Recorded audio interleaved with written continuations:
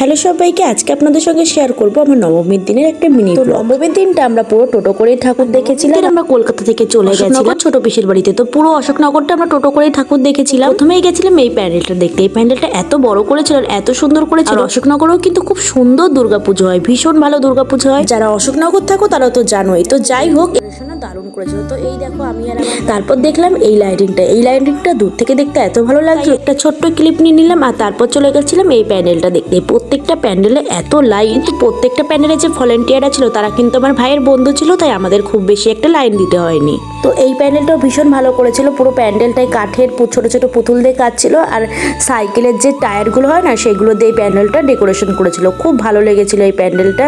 তারপর চলে গেছিলাম আর একটা প্যান্ডেল। আর এই দেখো এই লাইটিংগুলো তো খুব ভালো লাগে দেখতে।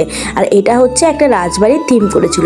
আমরা সবাই ভেতরে ঢুকে মনে হচ্ছিল সত্যিই একটা রাজবাড়ি। ভীষণ সুন্দর করেছিল ভেতরের থিমগুলো আর লাইটিংগুলো দিয়ে একদম যেন অন্যরকম একটা পরিবেশ লাগছিল। তারপর চলে গেছিলাম আর একটা প্যানেল দেখতে। এই প্যানেলটা ছোট ছোট প্লাস্টিক দিয়ে করেছিল। আর দুর্গাপুজোর সময় তো রাস্তায় এরকম একটা লাইটিং থাকবেই, নাহলে দুর্গাপুজো মনে হয়। আর এই দেখো টোটোতে বসে তো খুব আনন্দ লাগছিল, আর কষ্ট করে হাঁটা লাগছিল না। তো যাই হোক, টোটো করে আমরা অনেক ঠাকুর দেখেছিলাম। আর তারপর চলে গেছিলাম এই প্যানেলটা দেখতে। এই প্যানেলটাও খুব ভালো করেছিল। আর তারপর কষ্ট হয়ে গেছিলো বলে একটু চা খেয়ে নিয়েছিলাম।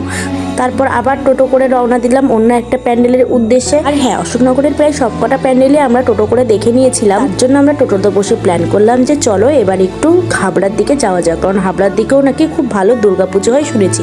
তো তারপর চলে গেলাম এই প্যান্ডেলটা দেখতে। এই প্যান্ডেলটাও খুব ভালো করেছিল, হরপ্পা সভ্যতা করেছিল। আর তারপরে চলে গেলাম এই প্যান্ডেলটা। প্রত্যেকটা প্যান্ডেলের ভেতরের ডেকোরেশনগুলো খুব সুন্দর করেছে। আর তারপর চলে গেলাম এই প্যান্ডেলটা আমার সব থেকে বেশি ভালো লেগেছে।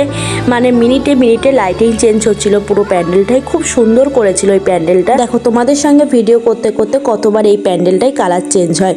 খুব সুন্দর করেছিল এই প্যান্ডেলটা। আর এই প্যান্ডেলটার লাইনটাও অনেক ছিল। মানে তো যাই হোক, ভালো কিছু দেখতে হলো তো একটু লাইন দিয়ে অপেক্ষা করতেই হবে, তাই না? তারপর আমরা অনেকক্ষণ লাইনে দাঁড়িয়ে অবশেষে প্যান্ডেলের ভেতরে প্রবেশ করলাম। ভেতরটা খুব সুন্দর করেছিল, ছোট ছোট কাগজ দিয়ে ফুল বানিয়ে করেছিল।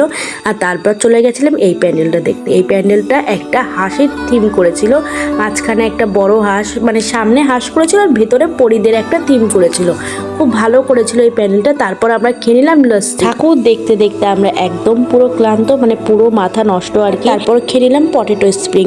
আমাদের ঠাকুর দেখা কমপ্লিট আর আমাদের প্রায় 2-3টে বেজে গেছিল। যাই হোক, এত রাত্রে আর রাস্তায় খাবো না, তাই খাবার নিয়ে অবশেষে বাড়ি চলে গেলাম। তো যাই হোক, ব্লগটা ইউটিউব থেকে ভালো লাগলে অবশ্যই সাবস্ক্রাইব করে দাও। ফেসবুক থেকে দেখলে পেজটাকে অবশ্যই একটা ফলো করে আসি। তোমরা সবাই ভালো থাকবে, সুস্থ থাকবে।